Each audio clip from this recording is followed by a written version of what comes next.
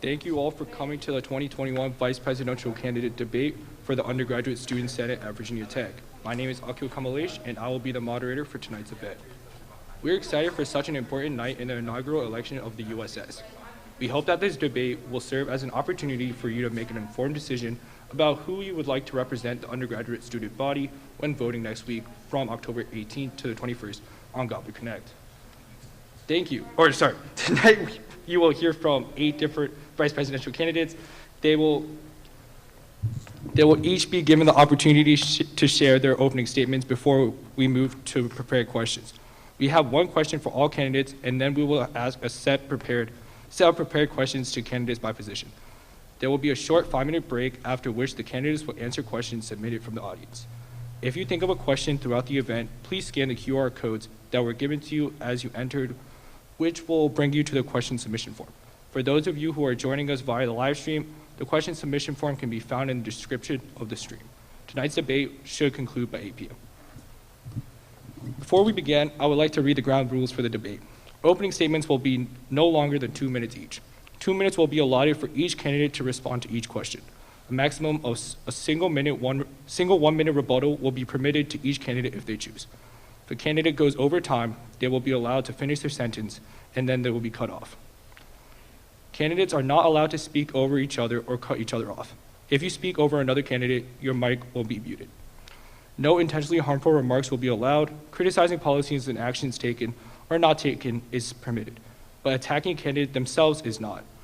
Audience members, there should be no interruptions from the audience. Any questions or comments audience members have must be submitted through the provided form.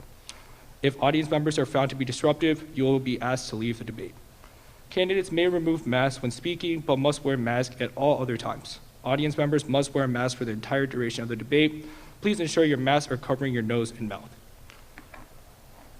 Tonight, we will hear from candidates for 4 vice presidential positions.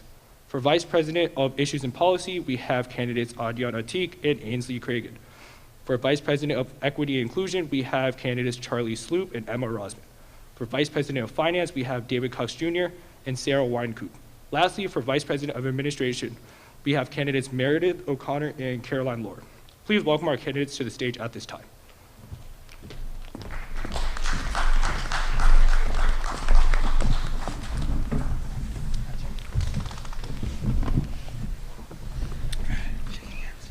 Each candidate submitted a bio that I will now read on their behalf.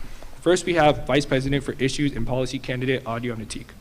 Hi, my name is Adyan Atik, and I'm an Industrial and Systems Engineering sophomore at Virginia Tech.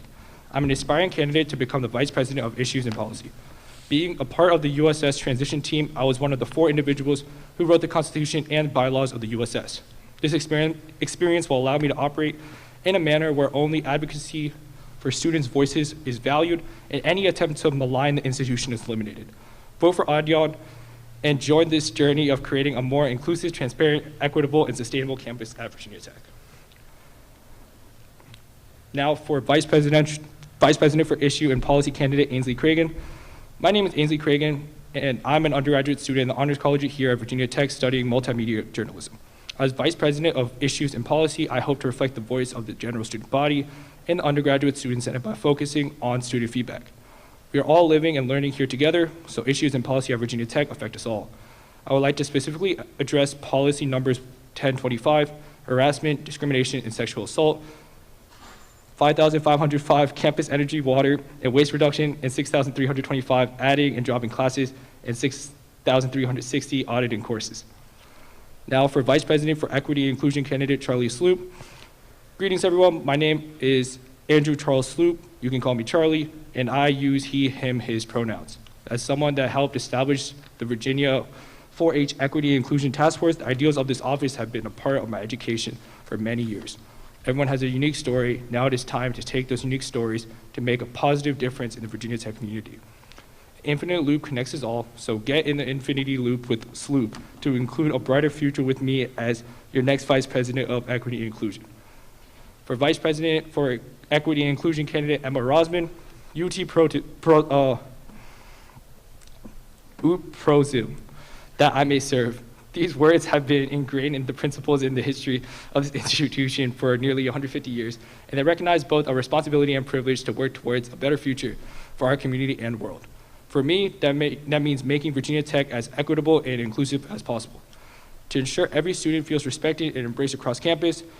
As I look forward to serving as an advocate for students, I am also humbled by the opportunity to actively listen and learn from each of my peers. Let's get to work. Vice President for Finance candidate David Cox Jr. Who am I? Glad that you asked. My name is David Cox, and I'm running for the Vice President of Finance in the USS. My freshman year, I was part of Flex, worked at West End, and even ran for class president. I lost, LOL. Nonetheless, over the summer, I was an orientation team leader, helping out our future friends.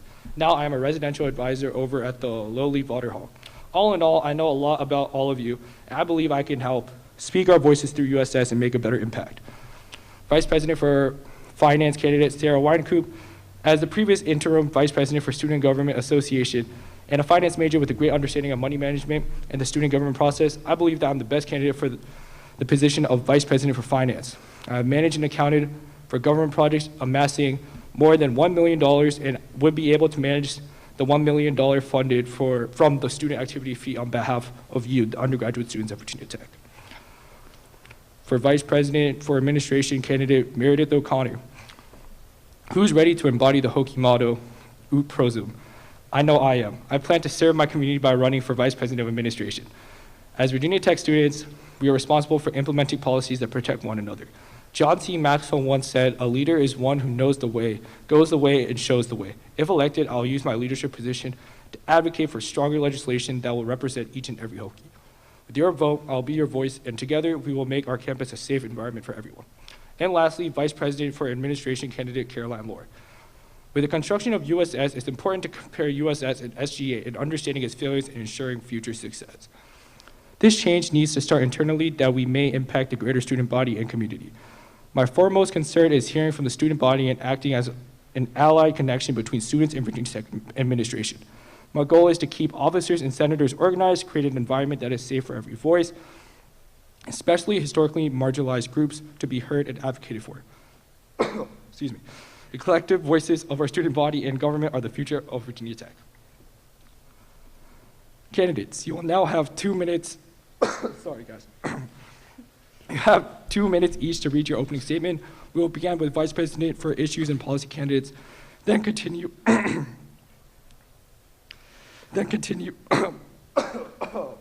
My bad, guys. Choking on something. No worries. Thank you. All right, we will begin with Vice President for Issues and Policy candidates, then continue with Equity, Inclusion, Finance, and Administration. Candidates flipped a coin earlier tonight to determine who would go first for each position. Ainsley, your 2 minutes starts now. Hi there, everyone. My name is Ainsley Creagan. I'm a freshman studying multimedia journalism in the Honors College. I've chosen to run for the position of Vice President of Issues and Policy because I want to become an agent for change and improvement in our community. Ever since I decided to apply to Virginia Tech, I have so admired the intense school spirit and focus on community wellness that we promote as Hokies. I actually chose to defer my admittance to Virginia Tech because I didn't want to miss the opportunity to ingrain myself in all of the key aspects of college life. So far this year, I have taken advantage of in-person living and learning by joining the Council for Leadership and Social Change in the Residential College, applying to become a reporter for VTTV, and enrolling in training to be an RA on campus. I would like to continue to grow and improve our community by acting as a representative for the collective voice of the undergraduate students in the Senate. I don't just want to be a consumer at Virginia Tech. I want to contribute to the success of the community. As stated in the University Constitution, the purpose of formulating and implementing policy is to provide an environment conducive to the pursuit of learning, teaching, scholarship, research, and service. I will provide an environment conducive to the needs of the undergraduate students by maintaining clear, effective, and awesome communication with the club and organization leaders. Together we will give back to our community by instituting change. I look forward to hearing from the student body and the Undergraduate Student Senate advising team during my campaign. Thank you so much for listening, and I can't wait to give back to the school that I love. Thank you, Ainsley. Adyan, your 2 minutes starts now. Good evening, everyone. My name is Adyan Atiq. I'm a sophomore studying Industrial and Systems Engineering, and I'm from Dhaka, Bangladesh. Before I go any further, I want to thank our Division of Student Affairs and its branches, especially SCCL, for arranging this entire event. I'd also like to thank the audience present today, both in person and virtually, for being part of this amazing journey with USS. Also, thank you to all my fellow Hokies on stage here. I look forward to having a productive session with all of you this evening. Last but not least, I'd like to thank my family who's watching this debate from back home where it's 4 a.m. right now. I'm extremely honored to be a candidate for the Vice President of Issues and Policy in the inaugural USS elections. Due to the pandemic, I had to complete my first year of college virtually. Despite all the time zone issues, I became involved with a host of organizations on campus. I joined VT Engage, the Center for Leadership and Service Learning, the Council of International Student Organizations, the University Honor Council. I also became a member of the University Council, Commission on Undergraduate Studies and Policy, and then, of course, I was part of the USS transition team. Early last semester, I was awarded the Aspire Award for embracing the spirit of Utprozim through my work with the students. My experience during this time have allowed me to gain significant insight into the university governance system at Virginia Tech. I had the privilege to talk with many leaders, both within the student body and the administration, which has allowed me to appreciate the benefits of the structure, but also to realize the flaws within it. Being part of the transition team, specifically the Constitution and Bylaws Committee, was a golden opportunity to initiate reforms that would mend those flaws. During the past 9 months, I, along with my team, have toiled to ensure that USS truly becomes accessible, approachable, and representative. Building on that, my platform focuses on 5 core areas affecting the student body: enhancing diversity and inclusion, increasing mental health awareness, improving the accessibility for people with disability, creating VT's first press corps, and emboldening climate action. I look forward to answering your questions today and having your support for my campaign so we can serve together in the coming days. Thank you. Thank you, Adyan. Charlie, your 2 minutes starts now. Well, hello, everyone. I am so glad for our moderator to set this up tonight, as well as the audience members out here tonight. Thank you for coming out, and it's great to see people's faces. As said before, my name is Charlie Sloop, and I use he, him, his pronouns. I'm currently a double major in communications and theater arts, and I'm also a part of the Leadership and Social Change Residential College, serving as the Vice President of Finance. A lot of other clubs that I've been involved in here at Tech includes the starting of Collegiate 4-H. Let's see here. We have SPJ, Society of Professional Journalists, and I always want to continue my work in diversity, equity, and inclusion. Now, as running for this position, I want to talk to you of what equity and inclusion truly means. It means creating an environment where the richness of ideas, backgrounds, and perspectives of a diverse population are harnessed, and each person is authentically valued, respected, and supported. It also means giving everyone access to the resources needed to reduce or eliminate barriers. We all are connected in some shape or form. With my slogan, "Get in the infinity loop with Sloop," we understand the concepts of intersectionality, how we relate to each other through our pools of identities, and also how can we create those equitable opportunities to where you can benefit on your well-being. So thank you, everyone, for tonight, and I'm going to be so excited to answer all of your questions. Thank you, Charlie. Emma, your 2 minutes starts now. Hi everyone, I'm Emma Rossman. My pronouns are she, her, and I'm from Arlington, Virginia. I'm so excited to be here today with all these amazing candidates. So I've been here for about 7 weeks now, and I've gotten the opportunity to join a bunch of different clubs and organizations, including the Asian American Student Union, Hillel, the Vegan Club, and Women in Business. But perhaps one of the most interesting opportunities that's been presented to me has been when I went to Hillel for Shabbat services, and I got to sit with Dr. Shushak, who's the Vice President of Student Affairs. He asked me to join an advisory group of about 15 students called the Student Life Council. In one of our first meetings, we were posed the following question, which I would like each of you to think about tonight as well. If you could wave a magic wand and make one change to Virginia Tech, what would it be? And why? When I was initially asked this question, my mind went everywhere, from sustainability to technology to diversity, equity, and inclusion. And honestly, I became overwhelmed. But it wasn't the kind of overwhelmed where you want to throw your hands in the air and give up. It was the kind of overwhelmed where you want to get to work right then and there. And that's why I'm here today. While in the Student Life Council, I get to voice my thoughts and opinions. It's the Undergraduate Student Senate where we get to implement tangible, long-lasting change as a student body. I look forward to sharing what this change can look like. We have a long way to go, but I'm excited for the journey. Let's get to work. Thank you, Emma. Sarah, your 2 minutes starts now. Hi, everybody. My name is Sarah Winecoop. I'm a junior here at Virginia Tech.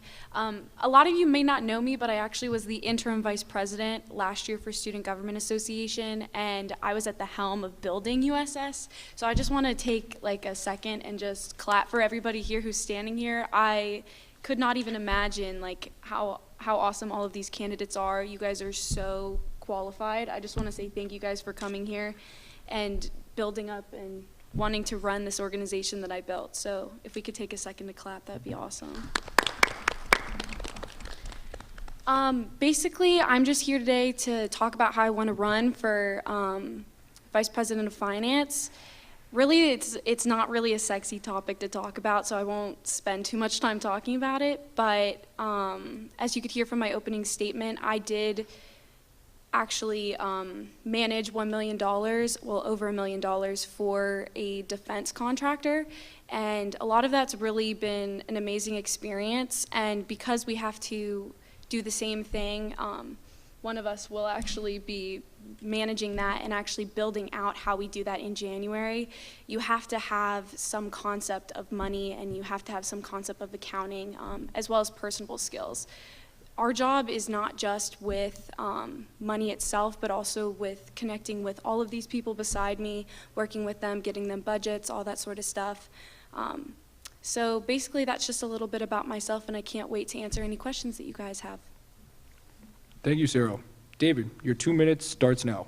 Yes. Hello, everyone. Hopefully, we're all having a great day.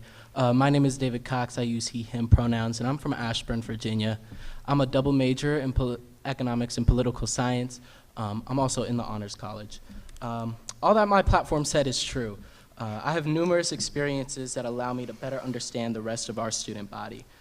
For me to elaborate more on what I want to do in this position, I want to push for more well-being / academic initiatives, initiatives focusing on the prevention of sexual violence, diversive inclusivity, and finally giving back a little more. These are the changes I want to see to push in order to see a better campus in VT community. Financing is only half of what my job is going to be. I believe my most important job is being understanding of our student body. Us, as in the USS, have to ensure that in each way possible, we are making the right decisions that everyone wants to see. I've been in a lot of corners within our student body. Therefore, I am the best candidate because I can voice a lot of concerns and opinions that people have. I'm running for this position because I know what it means to be a working student. I know what it means to be a student of color. I know what it means to be a first-generation student. And I know what it means to be a student involved within every depths of our university. With the experience I have and who I am, I'm able to better connect with any and all students, no matter who they are. I am involved because I want to make an impact. Being elected in this position would allow me to make that impact and make our university a better place to be, no matter who you are. As you continue on throughout the night, remember who has proven to make an impact on this university in only 1 year. I have proven that I will do what it takes to do better, myself and our university. Thank you, David. Caroline, your 2 minutes starts now. Hi guys, my name is Caroline Lohr, and I'm running to be VP of Admin. If anybody was here last night or is tuning in online, I'm also running for president as well, so it's nice to see familiar faces. I'm a junior pre-law psychology major, and I'm an active member in Alpha Chi Omega, along with being an active member in Panhellenic leadership. Virginia Tech has been my home away from home since I was little.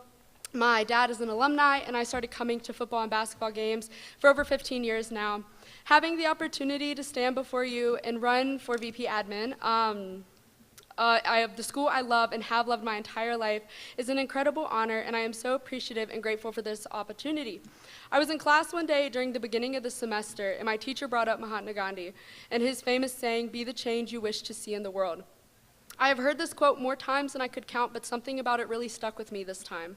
My slogan is "Be the change" because of this. I am ready to lead a team to focus on change and reformation for Virginia Tech. It is my mission to seek success and to seek change in areas that need it the most. To me, those areas are safety of our students, in regards to sexual violence and awareness, a push for equity and protection along the enforcement of Title IX, mental health resources, and ways Virginia Tech can become more environmentally sustainable. I look forward to sharing more this evening about my leadership skills and how I can best serve our student body. Thank you for your participation, and I hope that I can earn your support. Thank you, Caroline. Meredith, your 2 minutes starts now. Hi, I'm Meredith O'Connor. I'm running for Vice President of Administration, and today I'm here to talk to you about courage. So what is courage? Courage is 2 syllables, 7 letters, and 1 word. It means the ability to do something that one is afraid of. But how do we apply that to our reason for being here tonight? Well, we are gathered here because we all have a passion, and we are here to stand up for what we believe in by advocating for what we think our university should look like and what the future of that means. It takes courage to advocate for the newer policies that will create safer environments for all students, regardless of their ethnicity, gender, sexual orientation, as well as the survivors of power-based violence. I'm of the belief that we, as a part of this community, are responsible for demanding those changes, and in my role as Vice President of Administration, I plan to assist in any way possible to help get those necessary changes out to the world. With your vote, I will be able to share my voice, and we can make a real difference in this community. I look forward to hearing what everyone has to say tonight, and thank you for letting me share. Thank you, Meredith. We will now move into prepared questions. All candidates will answer the first question, and there will be no rebuttals. Then I will ask questions specifically to candidates of one position at a time. For these questions, candidates will have 2 minutes each for the initial response and a single optional 1-minute rebuttal. The candidate for each position that answers first will alternate with each question. What are your top 3 priorities for your term as the respective vice president? Ainsley, your 2 minutes starts now. Thank you very much. My goals as VP of Issues and Policy include enacting meaningful policy, putting the policy before issues, and focusing on how to create a new style of teaching and ingraining ourselves in the student community. First, enacting meaningful policy. I intend to do this by communicating with those that will be most affected. I'm going to mix that in with what my third goal is, which is changing the model that we use to communicate with the student body. Currently, the best way I'd characterize the way that we communicate is a defensive style of reactions. I'd like to put policy before issues by creating proactive policy instead of reactive policy. I intend to divide our Senate into different groups that are going to tackle different zones of Virginia Tech. We're going to go into organizations, clubs, athletic teams, different residential buildings. I want us to get ingrained. I want everyone to have an assignment, and that assignment is to go out into the community to a specific place and hear feedback from students. I think that by doing this, we can provide students with the opportunity to impact policy before issues arise. So I'm really excited to get involved with this, and I really hope that y'all can work together with me in order to change the way that we work and to put policy before issues. Audion, your 2 minutes starts now. So one of the biggest challenges that we'll face in USS, and being very realistic, is communication, connectivity, all of that good stuff. So my top priority really is advocacy. Now, advocacy has 2 ends to it. One is, where is the idea for the advocacy coming from? Where is that source of your information that you want to change? Now, of course, being the Undergraduate Student Senate, that is our undergraduate students. So, my biggest priority would be to sending our senators, making sure that our senators are reaching out to every group, every marginalized community, every organization, UCSO, RSO, I don't care what it is, but I need to make sure that those 30 at-large senators and the other called senators, UCSO senators, are doing what they're entitled to do. That is, bring the voice of the students back to the Senate. Now, within the Senate, from an administrative perspective, because being the vice president, that's one of your jobs, I'll make sure that as we push through these pieces of legislation to the University Council and the other bodies involved, that we put the needs and wants of the students before what can make the policy easier to pass. From my experiences, I can tell you there are sometimes you can change certain points, certain words, which make the legislation very easy to pass through to the Board of Visitors and get passed and implemented. But that's not why we are here. That's not why I'm here. If it's going to take a whole year, we are going to fight the whole year. Because if 30,000 students want that, I want that, USS wants that, and the university will eventually want that. Thank you. Charlie, your 2 minutes starts now. In order to answer your question, I want to ask a question to the audience to put something inside their head. Who does not deserve opportunities to succeed here at Virginia Tech and their career choice? You probably can't think of an answer because we should be developing practices to make sure of this for well-being. So one of my main focuses is one of those words right up there, approachability. How can the USS use engaging dialogue in order to provide these benefits for the students? USS is going to serve as a resource to all undergraduate students, and we should make sure we are inclusive to all identities and make sure it's like LGBTQ plus IA inclusion, racial justice, mental health, all those things. So let's adopt those safe practices within the UCSOs. Let's adopt them in fraternities and sororities and make sure that they're getting the best college experience they need. A difference in safe space and brave space is one that makes you feel comfortable and another one wants you to be intellectually challenged. So let's combine those and start adding that to our grounds here at Virginia Tech.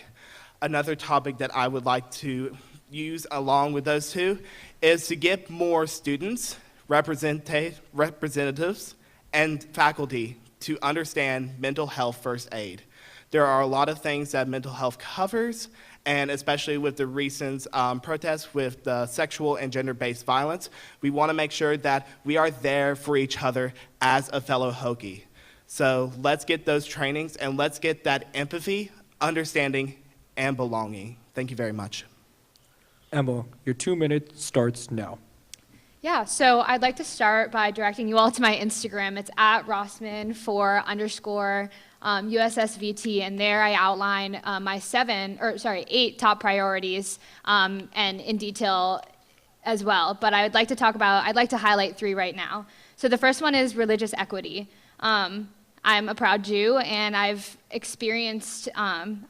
experiences where I haven't felt that I've been able to practice freely, proudly, or without sacrifice. So to pass legislation and to support the new clause, that would be one of my priorities. The second one is student well-being and mental health, specifically for survivors and for the LGBTQ plus community.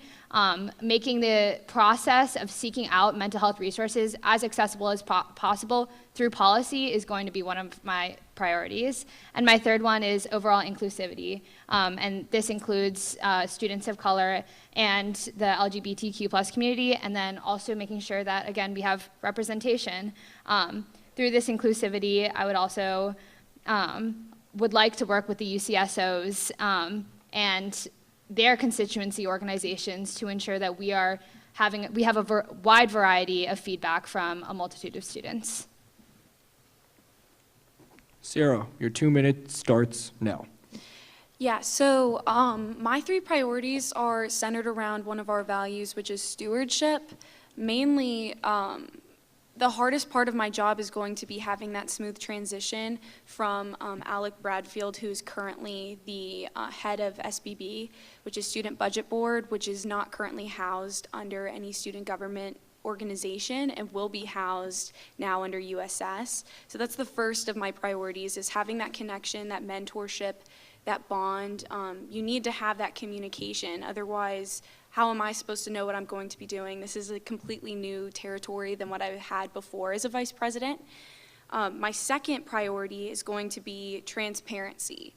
A lot of times, people need to know where their money is going. Every student has to pay that student activities fee, and a portion of that goes to Student Budget Board and will be going to the Appropriations Committee once it is developed in January. So we need to have that, where's my money going every week? We need to have conversations about, is this the right way to spend my money? Is this the best thing to do to give money to student organizations? That sort of thing.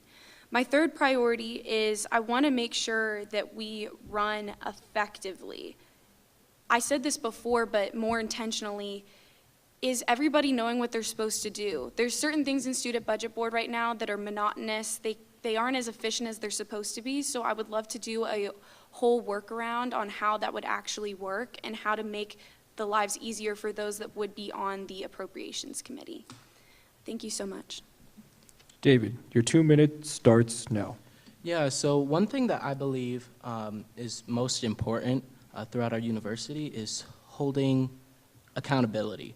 On the school's university front, I could talk about sexual violence. I mean, we quite literally had a protest about it not too long ago. We should be holding our university more accountable in the actions that really impact our student body. Next is, I would say, mental well-being, going along with accountability still. Mental well-being, a lot of that stems from academic colleges, yet the academic colleges aren't really getting the blame for it. It's more along housing and residential life for the first years, and really they're blaming the students beyond that. So I feel like working with academic colleges to care more about the students would really hold them accountable. Also ourselves accountable too.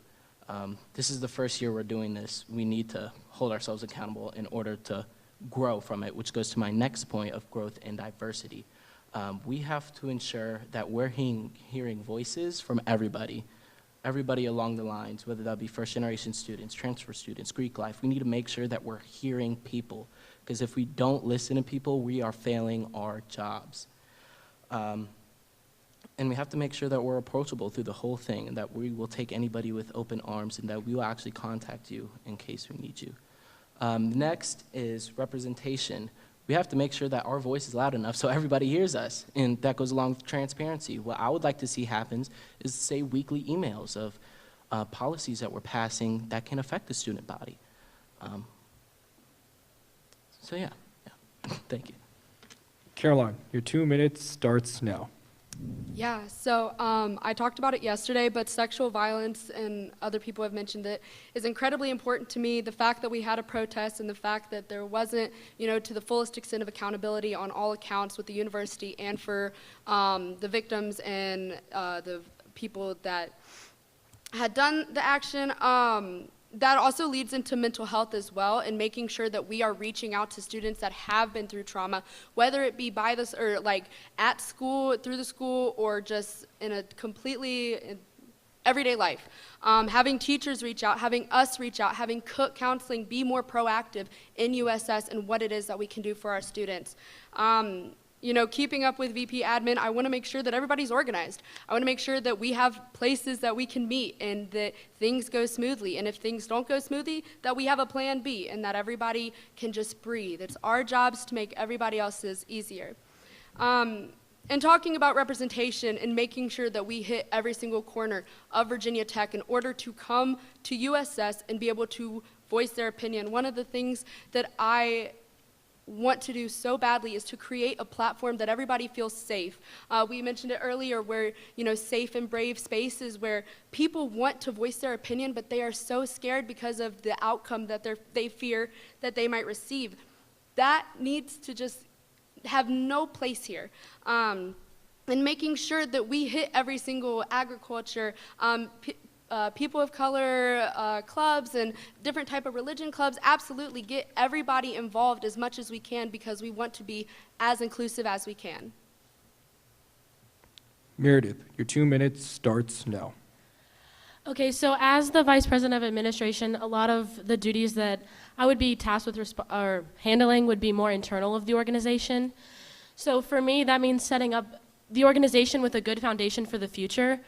Going off of what Caroline said, organization is a really big thing. I think that is the most important thing because in 4 years, once I graduate, what will the organization have? They're not going to be able to maybe contact me as easily as possible.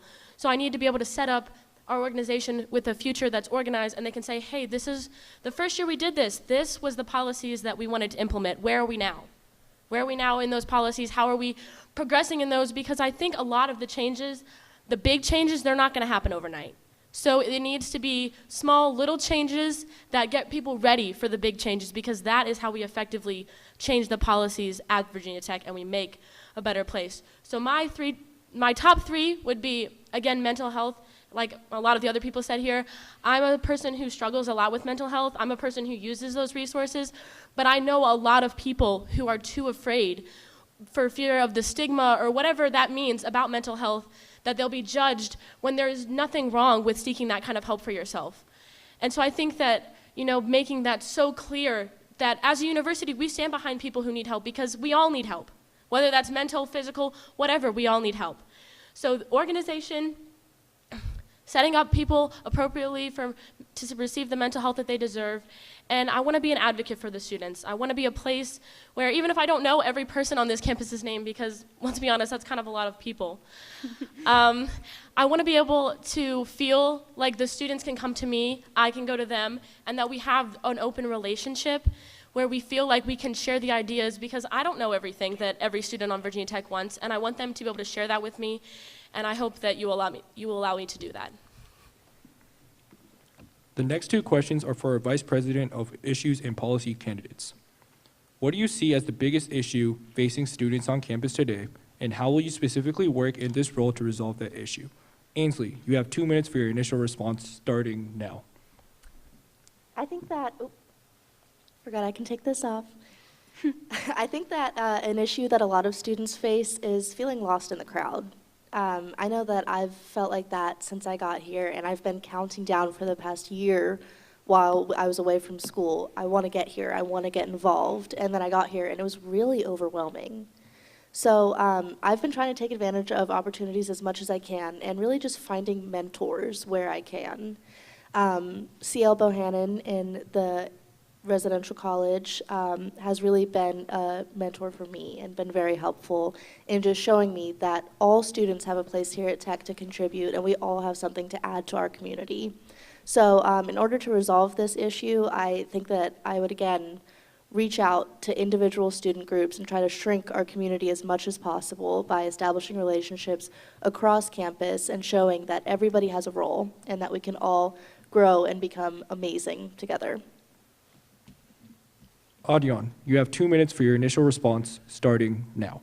So again, for me, the biggest issue would be the faith that we need the student body to have in USS. Let me just tell you a short story. I've been tabling with for the transition team for USS for a few weeks. The first week when I went out and was tabling, I told a bunch of students who were passing by, are you interested in student governance? They didn't even look. They low-key ran away. I'm not even lying. But after a few of these, failed attempts, I said, "Are you interested in campus engagement?" And trust me, the results were different. And since then, I've never used the word student governance, at least during the tabling, which is ironic. But regardless, coming back to that issue of faith, I feel that will be the biggest issue for USS, at least for the first year. If not more, because I think that's what's in the past, we like to let it go, but some of that trickles down, and we need to be realistic and deal with it. So again, I would use my senators, direct them to places where they feel is comfortable, where we can get proper information, proper student voice, credible sources actually, and then also collaborate with the 900 plus organizations we have on campus, because they're a huge source of information that often goes, wasted. So really, just getting all of everyone back in the playing ground, and making sure we build on that faith, and that quoting Dr. Shushak, who's the Vice President of Student Affairs, you are obsolete in 1 year. So what you're doing here is really for not just next 4 years, but then the students will come afterwards, and the Hokies who will follow this legacy. So that's it. Thank you. Ainsley, do you have a rebuttal? I don't have a rebuttal exactly, but I would like to comment. I think that you made some wonderful points, and I do think that showing students that governance doesn't need to be a scary thing. I think that that's an excellent idea, and I think that that is something that we should work on. And I'd actually like to kind of tie our ideas together and say that by reaching out to students and by including them in this open space for inclusion at the Senate, I do think that we can show every student that they have a home and they have a voice in the Senate. Audion, do you have a rebuttal? Nope.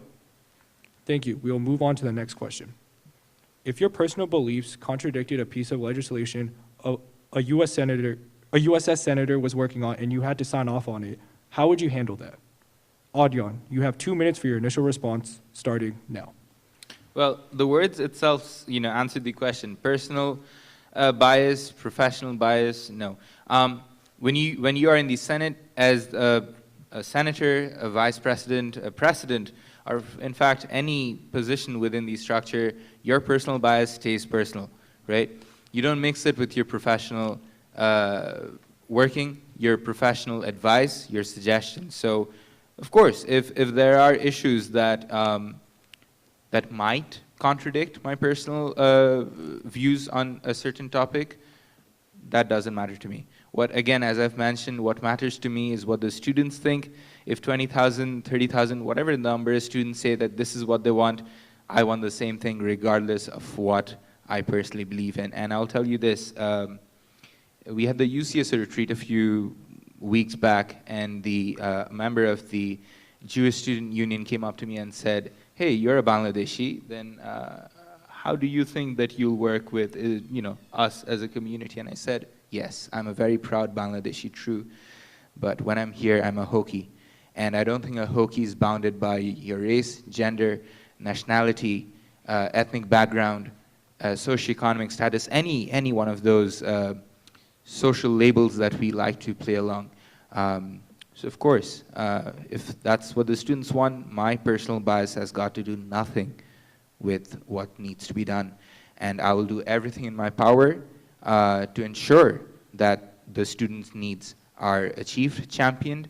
And for that matter, if I see someone within the organization who is using their personal bias or their personal views and trying to obstruct the advancement of that piece of legislation, and I might agree with that person, I will still stop it. Ainsley, you have 2 minutes for your initial response, starting now. Thank you very much. I'd actually like to quote the Senate Constitution, which states that our role is to facilitate inclusive representation. That's what I'm here for. I'm a vehicle for the voice of the students. I'm not a representative of my ideas, and I'm not trying to impress those ideas upon the students. So what I want to do here is not listen to the majority vote and not just blindly follow where the rest of the crowd goes. I'm here to find equitable solutions. I want all students to feel, like I said, like they have a voice. So I want to hear the minority opinion. I want to hear if someone completely disagrees. And my job is going to be to find equitable solutions for those students. We're going to find a middle ground where we're all happy. So I don't think that any bias I may have would be able to impact my role in the Student Senate because, like I said, I'm here as a vehicle. I'm not here to speak for other people. And I just really look forward to helping students formulate their opinions so that they can be heard in their way. Audion, do you have a rebuttal? Not a rebuttal. Can I ask a follow-up question, which will be responded by the candidate? Yes. Okay. Your 1 minute starts now. Thank you so much.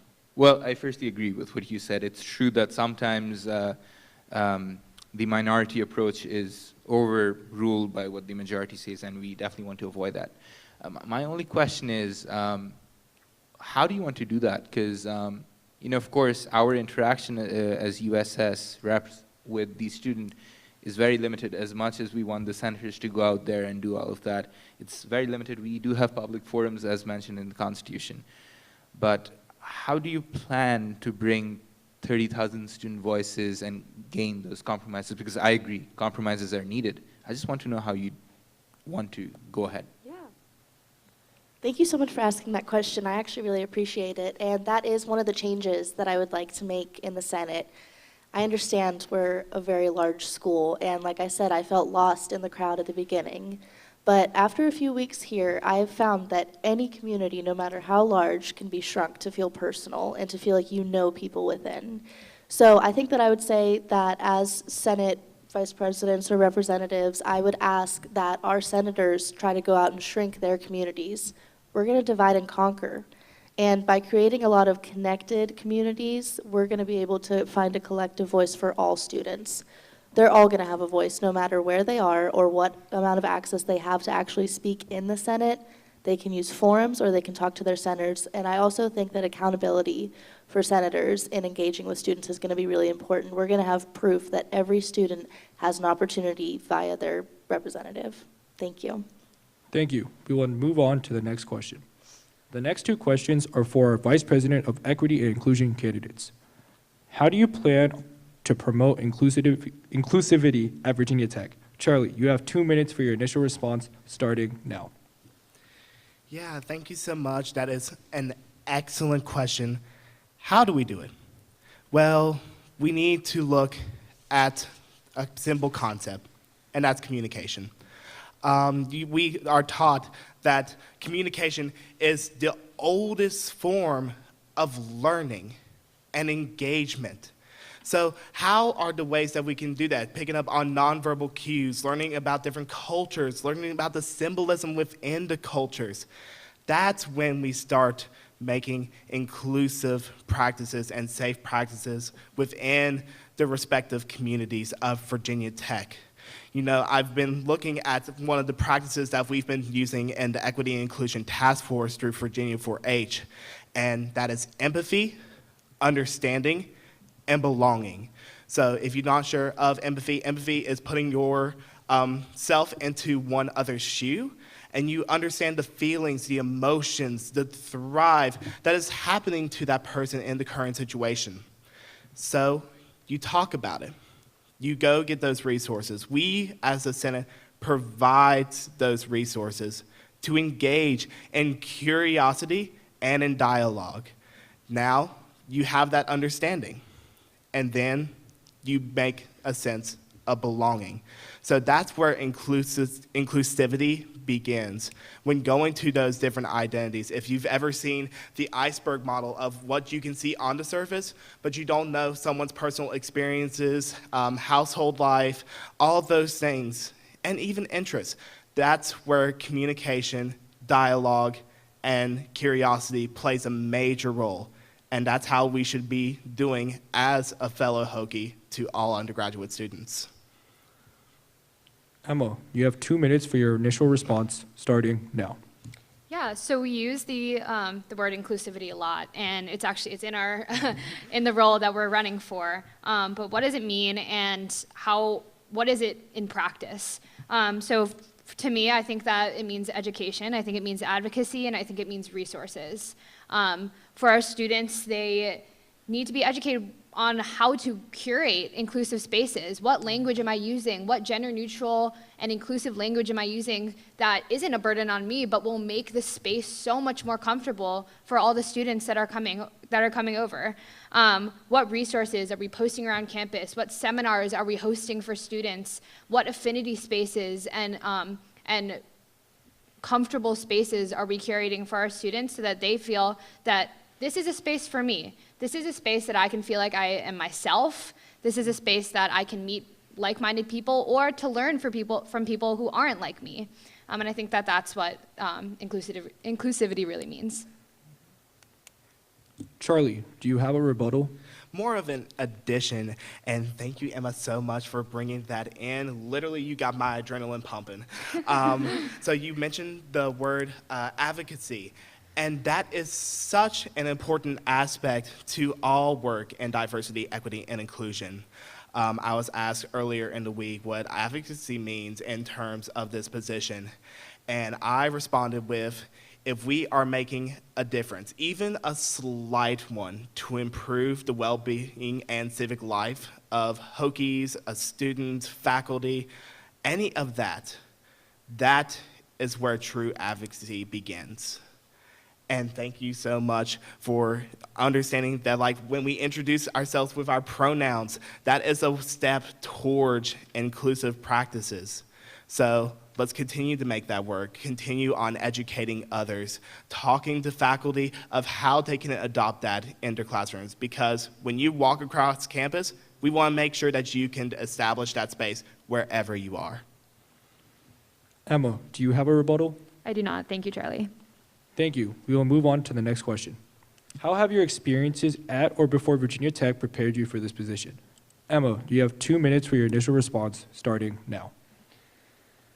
So in early June, in the wake of all this talk about Black Lives Matter and race and George Floyd, I honestly felt helpless. I was sitting at my desk during a fully virtual year, or ending my junior year, my virtual year, and I felt helpless. I was in front of a Zoom screen. I had little resources, or what it felt like little resources, and I sat next to one of my friends and I said, hey, like, we're in this youth group. There's a lot of potential in this youth group. We have this whole network of people to back us up. Let's start a racial education task force.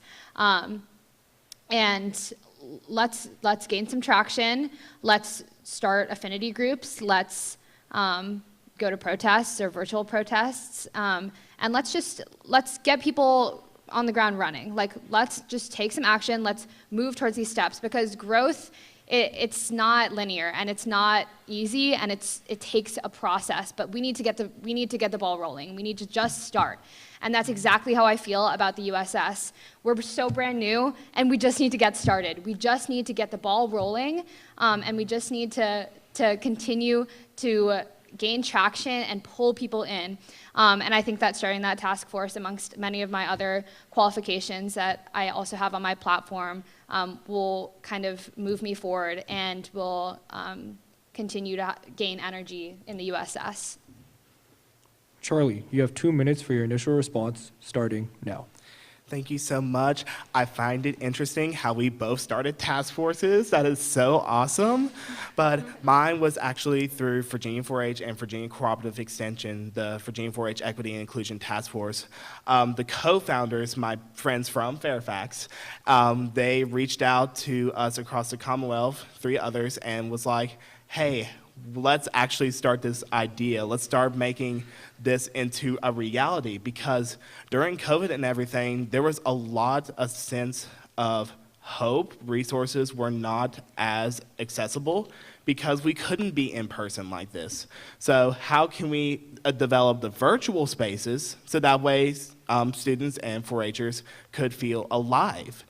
And so doing that, I've learned a lot about policy writing, creating bylaws, so that way we actually got chartered through Virginia Cooperative Extension and the state offices located in Hutchinson Hall. They are literally the best people I know, and they've seen my journey through diversity, equity, and inclusion work.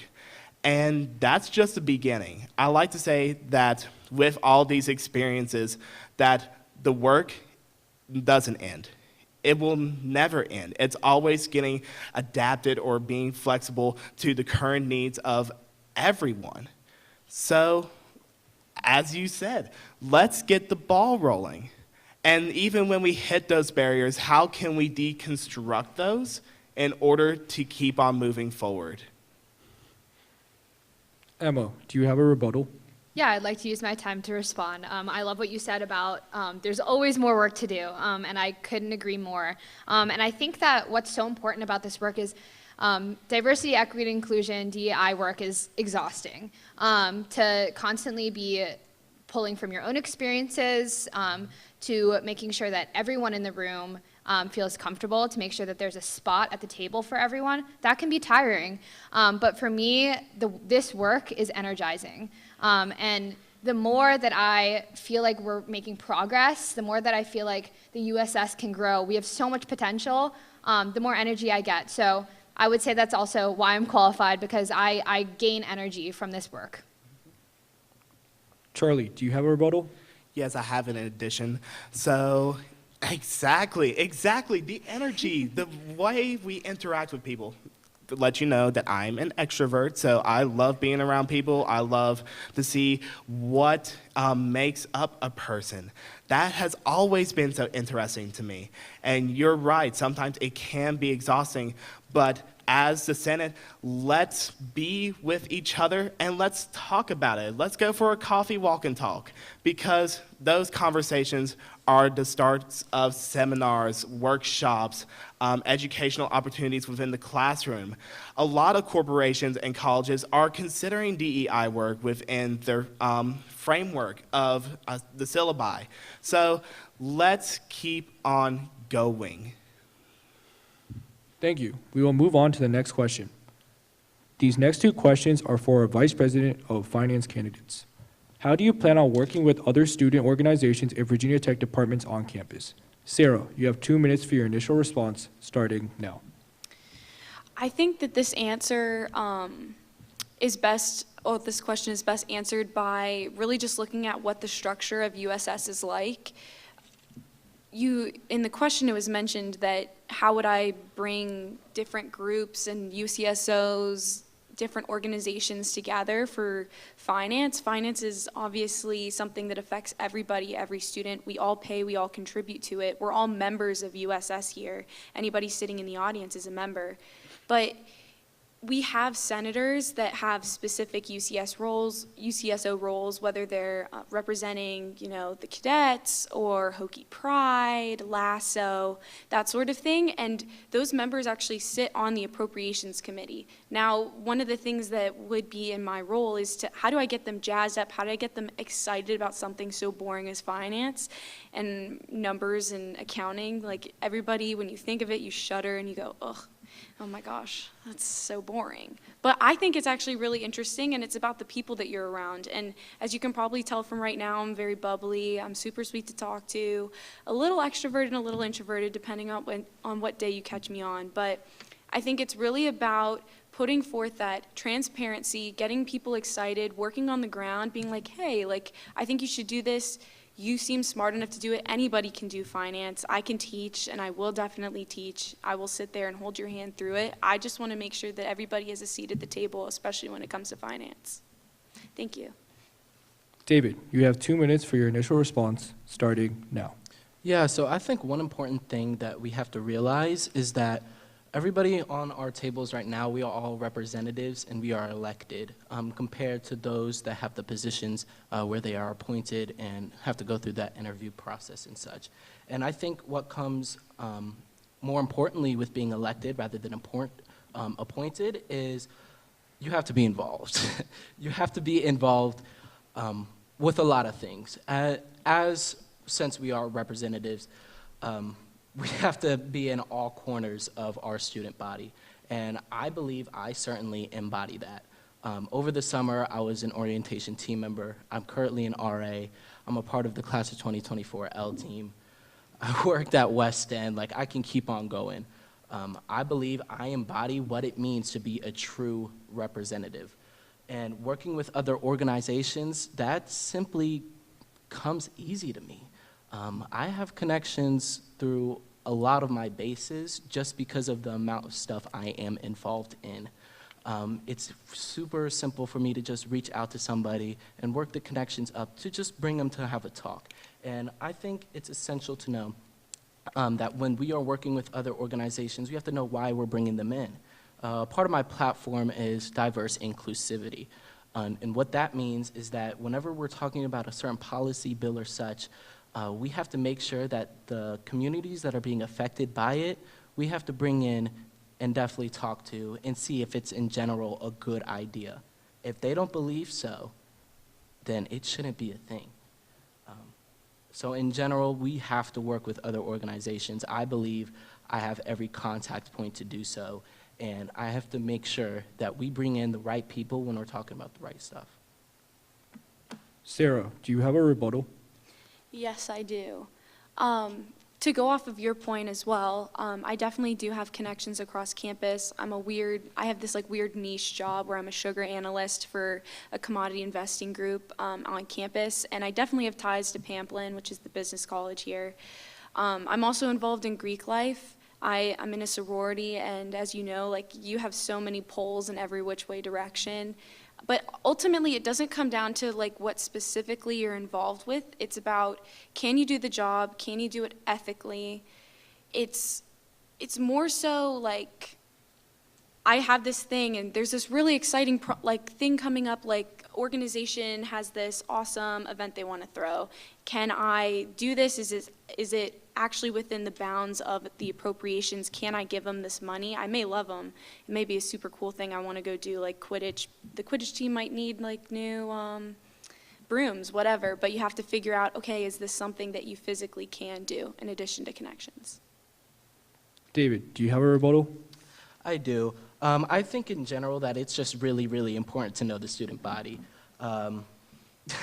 It's really crucial and important that you go out and talk to people and are involved in those organizations. Yes, it's super, super crucial to have those financing skills, but that's only like seriously about 25% of our job. Yes, it's in the name, it's in the title, but we have to know what people want without directly talking to them. Yes, once we figure that out, then we go out and talk to those students. We talk to those organizations, what they want, what they need, and we go ahead and get it done. But we are truly representatives, and if the student body doesn't want something, I would much rather take a representative than somebody with a little more financial skills. Thank you. We will move on to the next question. How do you see the role of USS on campus growing over the next 5 years? David, you have 2 minutes for your initial response, starting now. Yeah, so I think it's really, really crucial that we get this first year started off right. I want to make sure that we have true representatives in our USS that are actually there for us and have proven that they are there for us. If we don't start off this first year right, it could all go downhill. Truly enough, this is the first year we are doing this new government system, and we are the first ones in the country. We have no idea if it's gonna work. And I believe as vice presidents in the presidential role, again, we are elected representatives. We have to speak for our students. Yes, we can gain the skills allocated for our roles. However, it is way more difficult to be able to speak up for the students, for all 30,000 students. That is a hard measure to make up compared to taking the little time to learn for our example, a financial skill. In general, if this first year is started off right, I can see the program doing amazing, because we will do programming throughout the university in order to get our name out there. We'll be sending emails and such. I say emails because, I want the weekly emails for our bills and policies for our undergraduate students to have that say. If we start off this first year right, we can do truly amazing things, and I believe that starts off with choosing true representatives of who we are as a student body. Sarah, you have 2 minutes for your initial response, starting now. For me, how I see the next 5 years going, especially for USS, to use his point, I don't think we're going to fail. I think if you even think, oh, it's a possibility, it won't happen. I built this organization, I know it won't. It's tried and true. For finances especially, we already have a running student budget board which handles the $1 million that we would be taking over, one of us. And really, that person would just be engulfing that role and learning from Alec, who's the chair for SBB, and over time, taking that over. Now, there are some things that I think could go off probably not without a hitch and some kinks in the road, but hopefully, that will actually be getting done smoothly through talking, having a good, knowing who the people are that are going to be on the appropriations committee, knowing exactly what their jobs are going to be, training them so they can do that sort of thing, and then really just writing down a little pamphlet, a little how-to guide for the next person that would take over the role when I graduate, if I were to be elected, of course. But it's really just, I'm here for the year to make sure that everything gets on the board and we go off without a hitch. We start sailing, and we start sailing strongly because we're USS, and that reminds me of a ship a little bit. But yeah, ultimately, it's just getting it off without a hitch, and I see us going not even 5 years, maybe 20, 25, 30. I would love 50 years of this organization that I built. Thank you. David, do you have a rebuttal? I do. So, yes, the system was built over the summer. I mean, I would truly be confident about the system too. However, we have not actually practiced it yet. And I believe we need representatives that are here for the students. People that are here for the students, actually acknowledging all 30,000 students. We cannot forget what our job is supposed to be, and that's to represent you all within our Undergraduate Student Senate. Yes, I believe the program will do well. However, I'm a realistic person, you know. The system could have the potential to fail, and I believe if we have true representatives of the student body, we can do a lot more good with our system. Sarah, do you have a rebuttal? Yes, I do. I think one of the amazing aspects of being a cabinet member, if elected, is we are not allowed to have an opinion. We saw earlier with Audion and Ainsley that, like, if something were to happen or something you don't disagree with, you have rules and things to go off of. Yes, I think having representatives that are actually representative is perfect, and that's incredible. But at the end of the day, that's not what my purview is. My purview is to make sure that your organization has the money that they need. I'm making sure that USS is budgeted well and making sure that we have the funds to continue and run a nice election next year and get more people into the organization, because I love everybody standing here today, but I would love to see more. Ultimately, it's really just that. So thank you. Thank you. We will move on to the next question. These next two questions are for Vice President of Administration candidates. Why should the students of Virginia Tech trust you to get the job done? Caroline, you have 2 minutes for your initial response, starting now.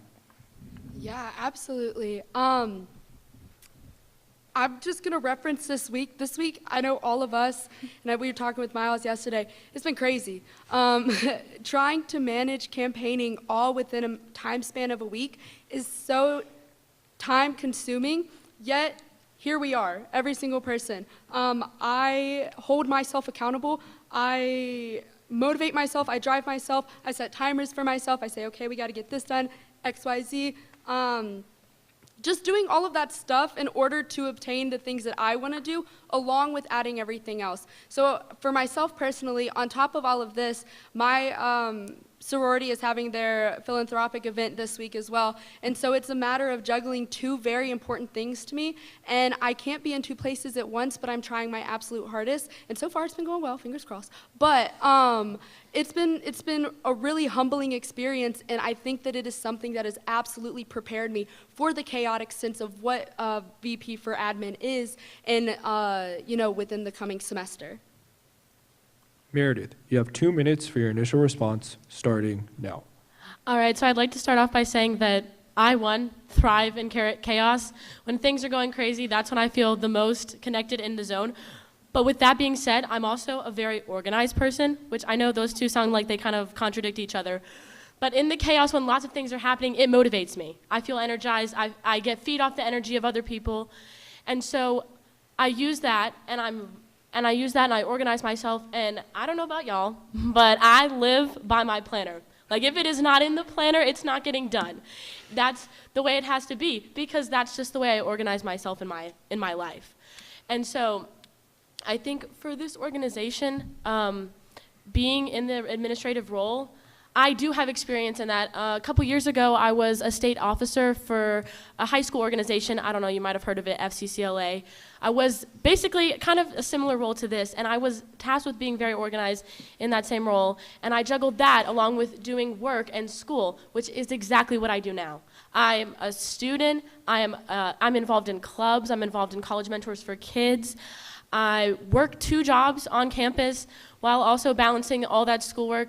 I only have 12 credits this semester, so it's working out pretty great so far, but I do that while also keeping a high GPA, and I think that's something that a lot of us can relate to, and it's not something that's an easy task, but being responsible for the internal side of the organization, I think that organization and time management, which is exactly what Caroline said, are the most important, and I just think that I best fit those qualifications. Caroline, do you have a rebuttal? No. Thank you. We'll move on to the next question. What motivated you to run for the position of VP of Administration? Meredith, you have 2 minutes for your initial response, starting now.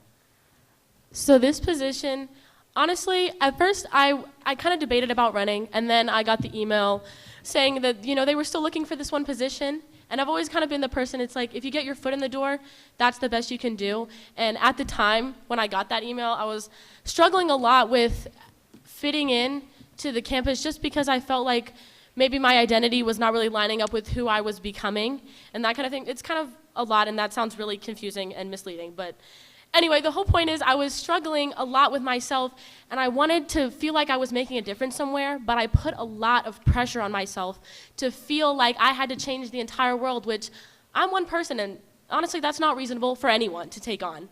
So I got this email, and it clicked in my brain that, hey, you know what? This is a chance to do something here and change the community that you are a part of. You are a Hokie. You love being a Hokie. So this seems like the opportunity, and it kind of felt like a chance of just like, it dropped right in my lap right when I was having these big questions. So I'm excited about the role. I hope that I have the possibility to show you all what I can do, and I guess I'm thankful. Caroline, you have 2 minutes for your initial response, starting now. Yeah, what she said. I absolutely wanted to run for this position the first time around and realized that I just didn't have enough time to put an application, and when that email came, I was like, let's do it. I want to make a change. My slogan is "Be the Change," and I stand by that in every aspect that I do in my life. I am constantly looking to be a positive influence and to help others and to serve others.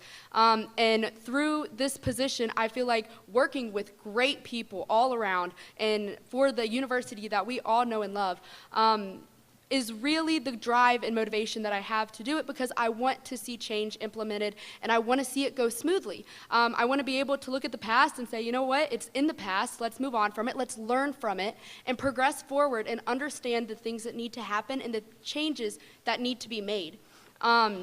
With this position, I feel like that there is a lot of hard work and dedication, and I absolutely obtained those, and I want to see a difference for everybody and see everybody go about it smoothly. Meredith, do you have a rebuttal? No. Thank you. Thank you, candidates, for your participation thus far. We will now release for a short break. We will reconvene at 7:20 p.m. for audience questions. If you have not yet, please use this time as an opportunity to submit questions for the candidates via the question submission form. As a reminder, QR codes for the form are located throughout the rows and on the slips you received on your way in. Again, we will be starting at 7:20. Thank you.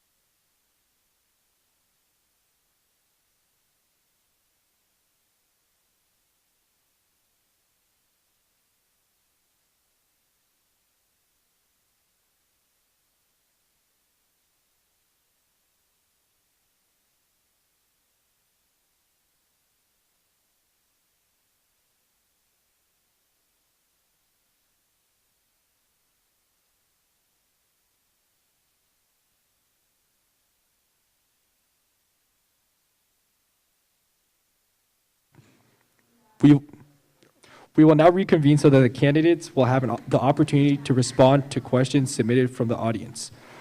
Thank you to those who have submitted questions. Please feel free to continue doing so throughout this section. We will get through as many questions as we can. We will either ask questions to all candidates or to specific positions, dependent on who the question was submitted for. Candidates, for these questions, you will only have the 2-minute response. There will be no rebuttals for this section of the debate. This question is for all candidates. What are your plans to reduce sexual/gender-based violence on campus, especially following the recent protests led by United Feminist Movement? Well, we will begin with the Vice President for Issues and Policy candidates. Adyan, your 2 minutes starts now. Well, thank you for that question. There are a couple of things we can do. The first is, as I've mentioned previously, collaboration. There are many organizations on campus who have more expertise, more knowledge on these matters, and we would love them to come forward and work with us at USS so we can resolve these issues together. There are other individuals within the campus who may be not part of any organization. We want them to come forward as well because we will create those spaces for you. We have the public forum, the governance forum, and all those spaces. They're literally there for you to come forward and express those grievances. Understandably, it's a very big issue, and we want to tackle it in line with the university administration as well.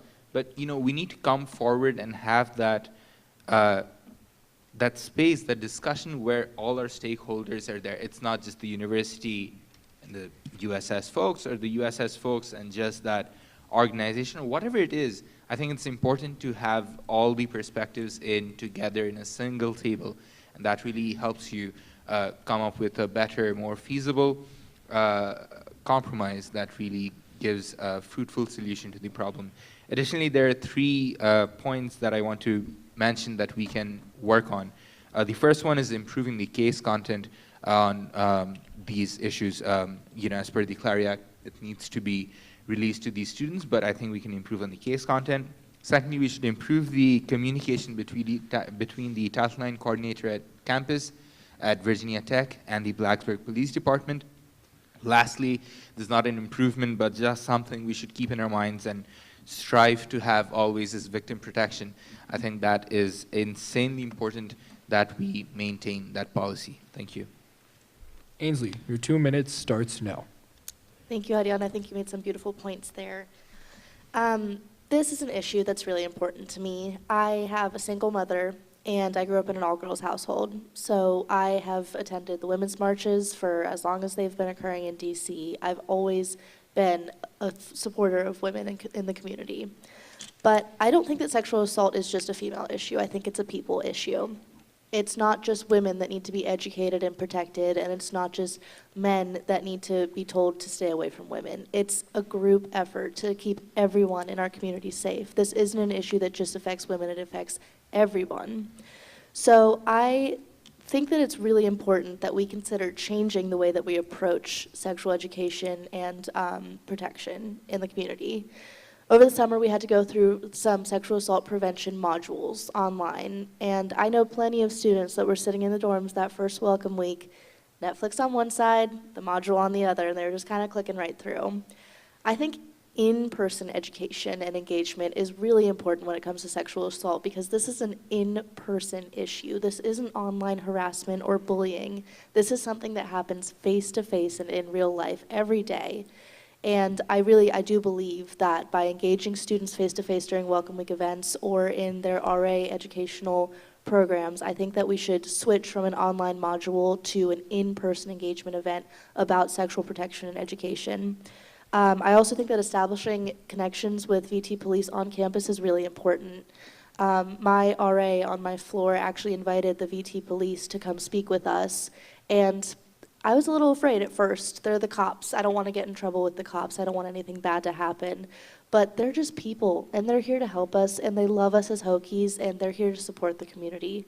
So those are some ways that I would like to approach sexual assault prevention in the future. Emma, your 2 minutes starts now.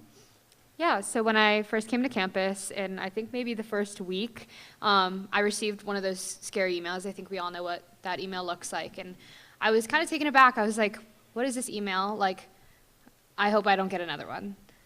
unfortunately, my inbox was flooded with a few more, and they just kept trickling in, and it's a very unsettling email. You've all read them, you've seen them. They're extremely unsettling, and they don't provide a lot of support, not a lot of resources, and that's why the United Feminist Movement decided to go to Burris to demonstrate and protest, and that demonstration, that protest was a cry for help, and a cry for action, and a cry for a plan from our university administration. And I don't know all the intricacies of it, but I do know that we didn't exactly deliver. And I think that the USS has a lot of potential to enact change within this policy. We have the platform to create legislation and real policy to enact change and to address this situation head on. Charlie, your 2 minutes starts now. Thank you. And I went to that protest and on the Burris steps, and it was really interesting. I got some pictures, and when I love photography, I love taking in the meaning of photos. When I was looking through those photos, I heard the cries and the yearning for a change within the VT administration. So let's talk about the ripple effects of what we can do when providing in-person education. When you see these workshops or seminars or actually making this in-person instruction, you can see that afterwards some people may have questions, some may leave, but they're still taking away that aspect or thought. And 9 times out of 10, we see a few people trickle up and say, I want to make that difference as well. So when providing these seminars, when providing the policy and being transparent with our policy on sexual and gender-based violence, let us see who all rise up. I am proud of the United Feminist Movement for the actions that they have taken, and there's so many more that needs to be done. Let's get those emails with more case content. Let's see the comfortability and provide the safe spaces for the survivors to talk about their stories. And that is when Hokies will make the change, as they are the voice for our Undergraduate Student Senate. David, your 2 minutes starts now. Yeah, so I have this a part of my platform, which I plan on elaborating more on Friday on my Instagram page. However, I'll talk briefly about it now. Essentially, I have a 3-step action plan that starts with accountability, collaboration, and emotional well-being. First, starting with accountability, strictly enough, we have to hold our school more accountable and the offenders. I find it ridiculous that more students get expelled for an honor code violation than committing an act of sexual violence. I think that it's just ridiculous. And holding our school more accountable and just Title IX in general, and making sure that they're making the right moves is something that we really, really need to do. And that's literally our job, is speaking up for the students and holding the school more accountable. Next is collaboration. Essentially, working with other organizations such as the United Feminist Movement, the Women's Center, and so much more in order to make sure that we make the right plan and to be able to push it forward. I want to work with these organizations because they are more educated about it than I am. Lastly is emotional well-being. Victims can really be struck hard. And one way I really want to work with this is, one good source is the Women's Center, of course. However, Cook Counseling. Now, during my time as an orientation team leader and as an RA, I should not have to hesitate directing a student to Cook Counseling. As in, we have to work with Cook Counseling to make it better, because it is probably one of the worst institutional therapeutic paths I have seen, and we have to work to make it better for every student. Sarah, your 2 minutes starts now. I agree with everything that everyone has said so far, but I want to take it a touch further and tell you what I would actually do within the role if you were to actually elect me. My job as the VP of Finance is to support these organizations. If UFM wants to host an event, I know they were the ones that probably submitted this question, I would work with them to make that happen. I want to give them the needs and the funds in order to do that, to enact change if that's what they really want to do. Within USS internally, because I would have access to that budget, I'd want to work towards bringing in people that actually would be able to talk about this. I think it's a part of training.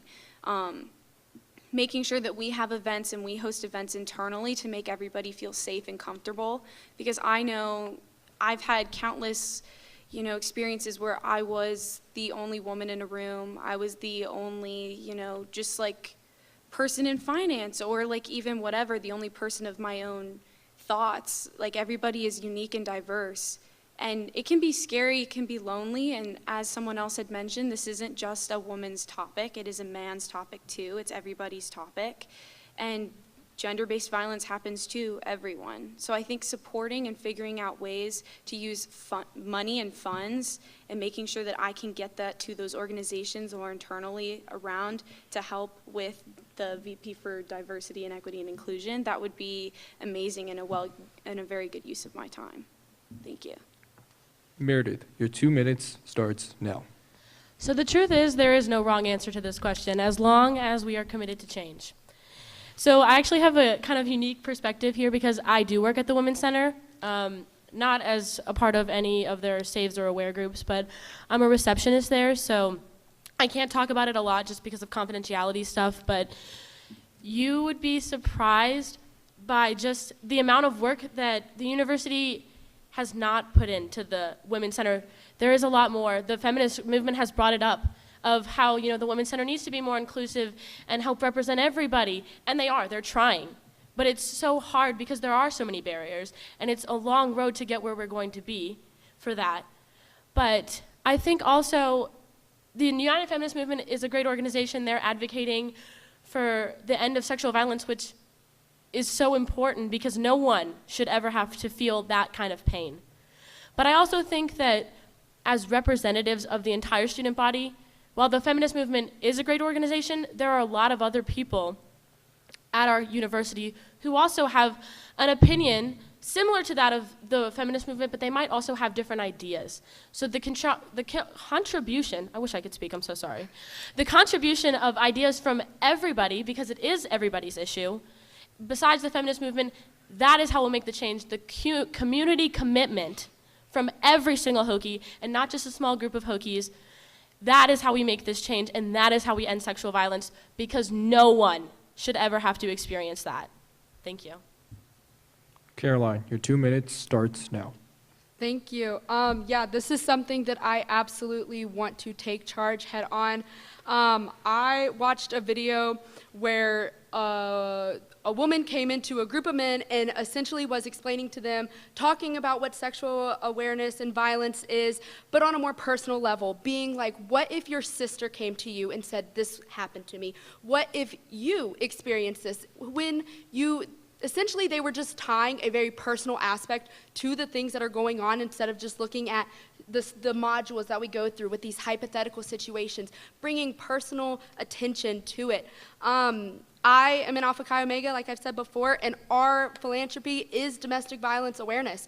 That is what we're doing this week, and we are working intensely with the new River Valley Women's Resource Center, along with the Resource Center here on campus and in this area. I think that it is something that, while we need to focus here, it needs to go everywhere. Our voice on this has to move mountains, because it is not just happening on campus, and it is only being reported on campus, and even then, the ones that are being reported, there are so many more that are not being, and I think that we need to be transparent with the Blacksburg Police, but also transparent with Cook.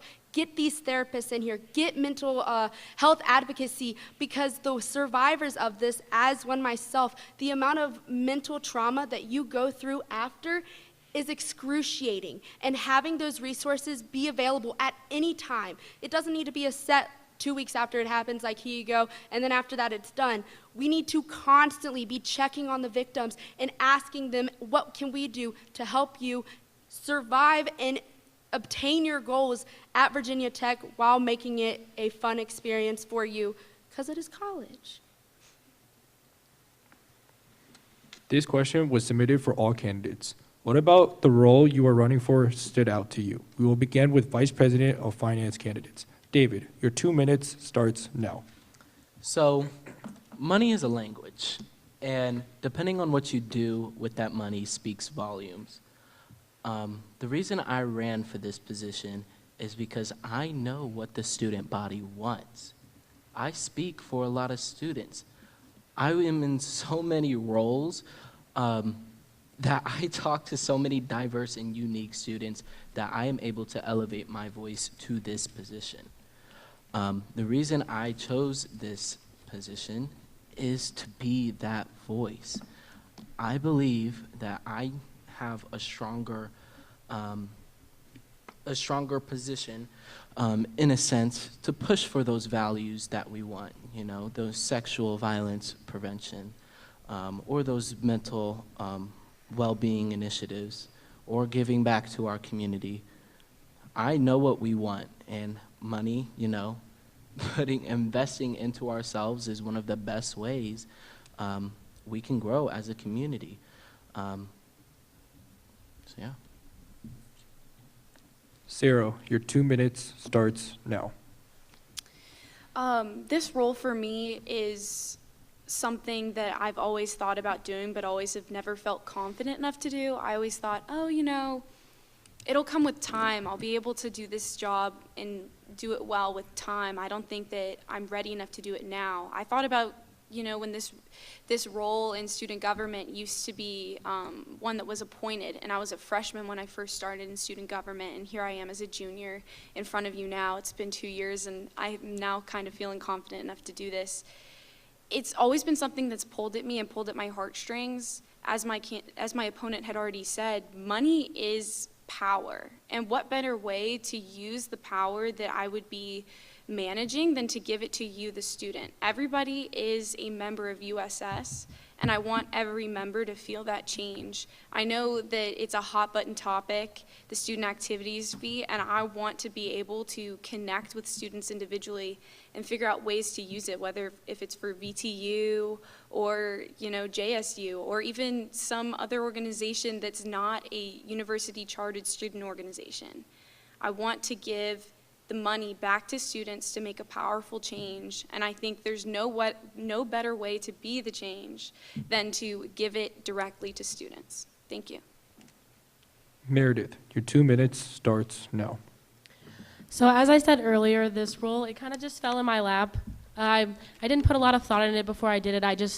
I saw it, and then something clicked within me, and I was like, this is it. This is what I need to do, because I was at a place where I felt like I needed to be doing more for my community, and I am a member of this community, as we all are.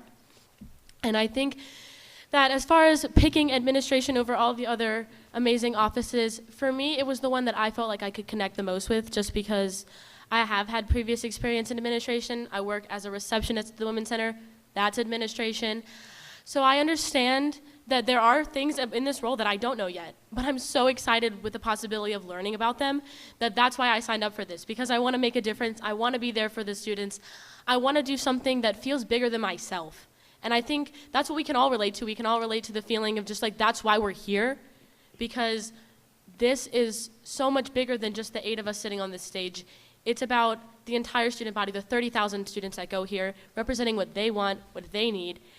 And by being a part of the administration, that means organization that is internal, but it's also without the engine running in the inside, you know, the car doesn't go. So having that, being in this capacity, that allows me to help, even if it isn't always from, you know, like, oh, we're doing this policy, we're doing this event. It allows me to be included in a way that I feel like I'm making a difference in part of the community that I love and care about so much. Caroline, your 2 minutes start now. Thank you. Yeah, so I transferred, and I unfortunately didn't have the opportunity to be involved with anything my first 2 years, and I saw that this was available, and I said, absolutely, let's go for it. VP Admin looked the most admirable to me because I just felt like it offers so much. I am constantly willing to learn stuff. Learning and knowledge is one of my favorite principles to myself and my personality. And this seems like a brand new challenge that has been structured well and is ready to just take charge. You guys were talking about get the ball rolling, let's do it. I want to be a part of that. I want to be the change. I want to be a part of it. Also, the opportunity to meet so many great people and to have conversations with people that we as students just talk about. Tim Sands, oh my gosh. You know what I mean? It's not a matter of anybody thinking that we could have a conversation with him and sit with him at the table and speak our opinion. That is so inviting and appealing to me, and I feel like with VP Admin that offers a lot of inclusivity and to be able to push myself and my team along with being the internal engine that keeps this vehicle running. Adyan, your 2 minutes start now. Thank you. My reasons for being involved with the transition team and, finally the possible vice president for issues and policy really go back to my first semester here at Tech. It was Gobbler Fest. It was virtual, fall of 2020. I was at the SGA booth because I was really excited about student governance and all. And I remember talking to this person, I won't say the name, and I said, I'm interested in all that stuff. How do I get involved? I was straight up told that you're not cut for it. And I asked why. And the response I got was along the lines that you're an international student, PETA community, all that stuff. I won't get into details, but essentially I was just shut out from there. Anyways, next semester, a lot of good stuff happened. The Aspire Awards happened, and then I get to meet Miles. And then he's like, you should come and join us as a university governance rep. So a lot of story into that, but eventually I'm sitting at the General Assembly meetings every week with the rest of the reps, and there again I see that everyone doesn't get to speak. It's very restricted, very controlled, and I'm like, that's not how it's supposed to be. And then of course being part of the transition team and having written the constitution and bylaws myself with the team, I know how much change, how much positive change we can really make with the students in this position, and that's why I've chosen this position. Also, won't get into details, but the VP for Policy, Issues and Policy is the one who essentially signs off or lets the legislation go into the Senate. And that's a great check and stop position to ensure that any legislation with ulterior motive isn't let through. And so that's what I love about this position. Ainsley, your 2 minutes start now. Thank you. I'd like to call in my role model here, Ruth Bader Ginsburg. If you don't know who she is, she's the second woman to ever be on the United States Supreme Court and a really cool woman. She taught me the holistic approach to legislature. I've always been a huge fan of hers, and I've studied her work, read her books, and the laws that she's passed in the Supreme Court. And really what I have learned from that is being brave enough to dissent, but also being brave enough to agree. And when I say her holistic approach to legislature, she was a feminist. She was a really cool lady, and she didn't approach it in a way that we needed to make women better than men. She approached things in an equitable way. And that's what I want to do here at Virginia Tech. I want to make things equitable, not by raising up one group, but by setting a bar and making sure that everyone has the same opportunity to meet it. I think that as VP of Issues and Policy, I'm going to have a very influential position in legislature and what's going to be passed. And I want to make sure that it's constructed in the most ethical way and in a way that takes a holistic approach, just like she would have. So I'm really excited to just be campaigning and to be hearing from all these candidates on stage with me and from people that have been asking me about my campaign. I do believe that issues and policy are what shape experience at Virginia Tech, and I want to contribute to that, and I want to make it the best Hokie experience possible. Emma, your 2 minutes start now. Yeah, so what about this role stood out to me? So it is my understanding that the role of VP for Equity and Inclusion previously didn't exist in the original structure. And there's something really special to me that someone out there had the insight to say, wait, this position needs to be raised up.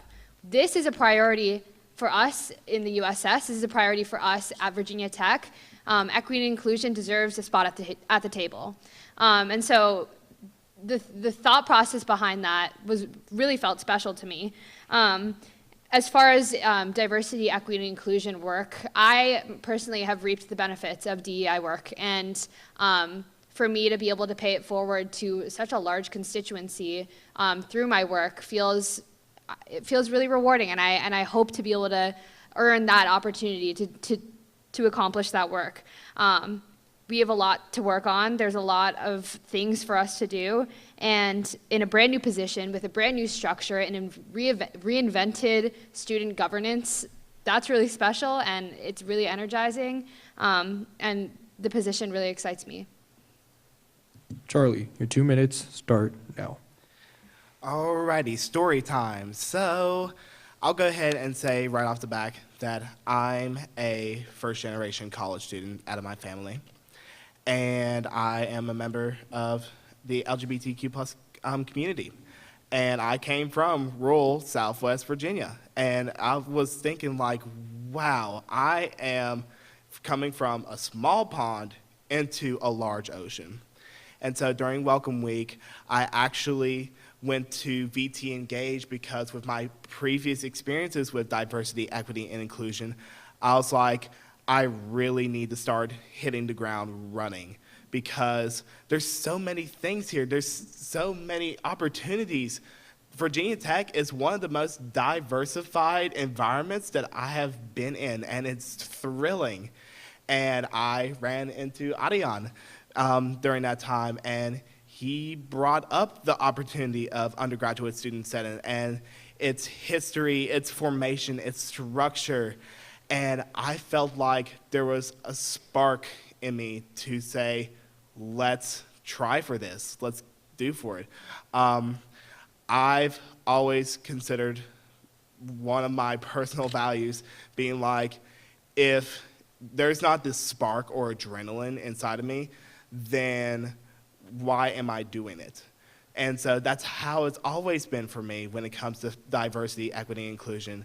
The people, the different identities, immersifying myself into things that I may not know yet, but I'm willing to engage with curiosity and essentially build the foundation of what Vice President of Equity and Inclusion can truly be. So that's what stood out to me. Due to time, we are now going to move on to closing statements. If we did not get to a question that you submitted, we will be providing them to the candidates following the debate so we can share their responses on social media. Thank you, candidates, for your participation in tonight's event. Before we conclude, you have the opportunity to share a closing statement. You have 2 minutes each for these statements. Ainsley, your 2 minutes starts now. Thank you so much. First, I'd like to thank everybody on stage with me today and everybody that helped make this event happen. It's truly been a wonderful experience, and I really hope to get involved in more like this if I am elected, and if not, I'll be here to support everybody on the stage. I'd like to remind everybody to please vote for Ainsley or to reach out for me if you're interested to hear about my campaign. I want to make sure that we put policy before issues, that we go out into the Virginia Tech community and we incite change by asking before things become a problem. I'm here to make a difference. I'm here to be a proud Hokie, and I really hope that we can all make that happen soon. Thank you. Adyon, your 2 minutes starts now. Thank you. I want to start by sharing one of my favorite quotes from Sonia Ricotti. Accept what is, let go of what was, and have faith in what will be. I feel this quote perfectly justifies the situation that USS will experience or has been experiencing for a while. The preceding organization had its faults, some of which has trickled down to USS. Therefore, we need representatives who will be able to translate that faith into reality. We need individuals who know how the system works. We need folks who are ready to jump into action on the very first day of office. Sure, there's a lot to learn, and we will learn together. However, we need to be united. Right now, there are many divisions that separate us, create wedges, and honestly weakens our strength. As a student leader, I don't want these differences to define our relationships. As my slogan says, power in unity. When I work with students, I don't see race, I don't see gender, I don't see ethnic background, I don't see socioeconomic statuses, I see Hokies. That's all I see. This is our single most powerful weapon, unity. If we all combine our strengths, have civil discussions, and attain feasible compromises, there is nothing we can't achieve. USS is a powerhouse that is waiting to be unleashed. However, you need the right people for it. With my background in writing the governing documents and having the experiences I have with other organizations, I know how to translate that faith into reality. So to all the Hokies out there, I say, come join me. Become involved, ask questions, express your concerns, share your criticisms, and most importantly, vote. I'm here to listen and learn from your experiences. I promise you, if you do your part, I will not fail you. We will tackle all the obstacles together and rejoice the victory together. Vote for Adian and get ready to celebrate, because I promise you, once we're in the office, the celebrations will follow suit. Charlie, your 2 minutes starts now. Wow, what an amazing night of unique individuals with many similar yet unique platforms and a chance to thrive in curiosity.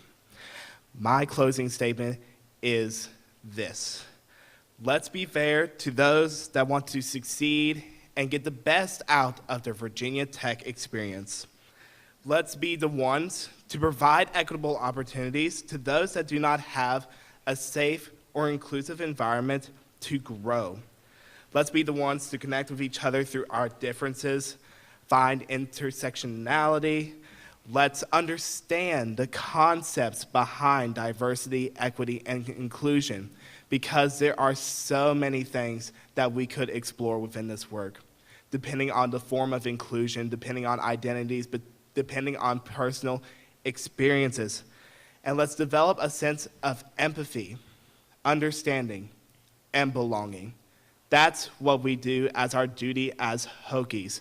A moral responsibility to uplift one another, to have those customizable ways to reach your fullest potential.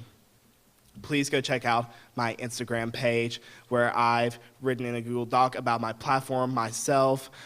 Keep up with the posts and engage with your fellow Hokies, because this is the change that we truly need. A vehicle of change that is thrived by ideas and what we stand for as the Virginia Tech community. So join me, get in the infinity loop with Sloop. We're all connected in some shape or form. So let's make a difference and vote for me as your Vice President of Equity and Inclusion. Emma, your 2 minutes start now.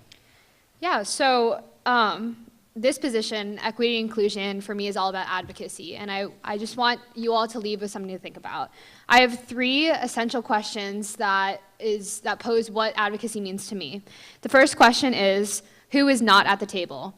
The table is this hypothetical place where decisions are made, policies are being carried out, and where the important people are. At the presidential debate, we talked about how the students are the constituency for Virginia Tech, so we deserve not only a spot at the table, but many spots in many different capacities. And hence why the USS exists and why I'm passionate about being here. The second question is, why are people not at the table? What obstacles, what policies are preventing sufficient representation at this hypothetical table? I've experienced 2 situations. One situation where I've wanted to be at the table, but I haven't been able to. An example of this is Jewish holidays. Oftentimes meetings, classes, important things are placed on Jewish holidays, and I haven't been able to get there.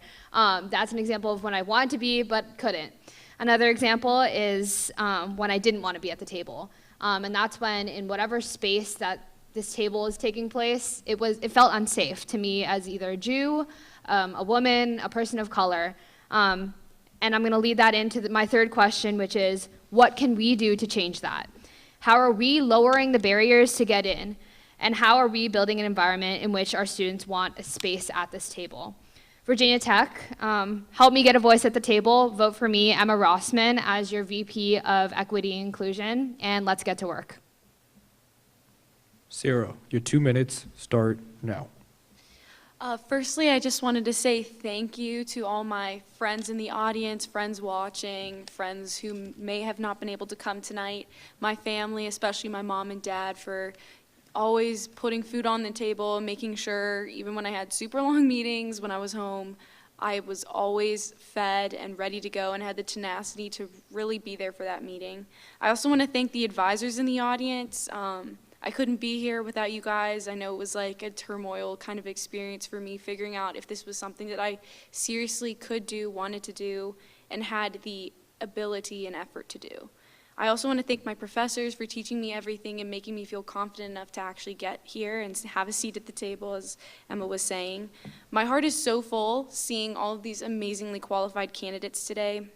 USS and our student body is in such good hands. I'm grateful to be sitting here and speaking my mind with you guys. I'm very open and honest, and I really hope that I've been earning your vote this entire 2 hours that we've been here talking. Virginia Tech is my home. I know it's your home. USS and student government has been my home, and I hope to make it your home as well. I hope to bring that to you and make you feel comfortable here through finances, through having somebody that is here to talk to you about whatever you want. I promise I have time for you, don't worry. Again, I just want to say thank you so much, and go Hokies, and don't forget to begin the era, start, and vote with Sarah. Thank you. David, your 2 minutes start now. Yeah, so like I said earlier, money is a language, so keep that in mind as I continue. This will not be an easy year. This is the first year we are transitioning into this new student government, and yes, I am ready to take on that challenge. We are a diverse, unique, and vast student body. Everyone has different needs and wants, and I am ready to work hard to continue connecting to students to make a difference. Byron Hughes, our Dean of Students, once said to our orientation team that the hardest working students are those that work in dining services, our RAs, and our orientation leaders. I'm really glad he said that because I've done all three. I am willing to continue to work hard into the progression of our university by accepting and listening to underrepresented students, by not being afraid to speak up to our university when they're not being held accountable, wanting to give back, and finally, ensuring that our students are doing great. We need someone who is willing to do that. We are in a place in time like no other, and I firmly believe that in order to get our foot on the right track right at the start, we have to have somebody that represents who we are. Someone that will take those risks, someone that knows who we are as a university, and someone who has made a lasting impact on our campus. We need someone who knows our weaknesses in order to appropriately invest in ourselves. That someone is me. So when the ballots open, I'm not only asking you to vote for me, but I'm asking you to vote for someone that has thrived and breathed Virginia Tech, as I believe I am the best choice for us as a student body to decide who we are and what we stand for. Caroline, your 2 minutes start now. As we conclude tonight, I want to express my gratitude to everybody that has put this on. This is the second night in a row. I know stress, anxiety, it's all high. It's gone really well. I appreciate you guys coming up here and speaking your opinions and your views, so that way everybody else knows exactly like where it is we stand. Earlier I was asked a question about why I decided to run for this position specifically, but I want to end with sharing a little bit more as to why I'm running in general and where my drive and motivation comes from.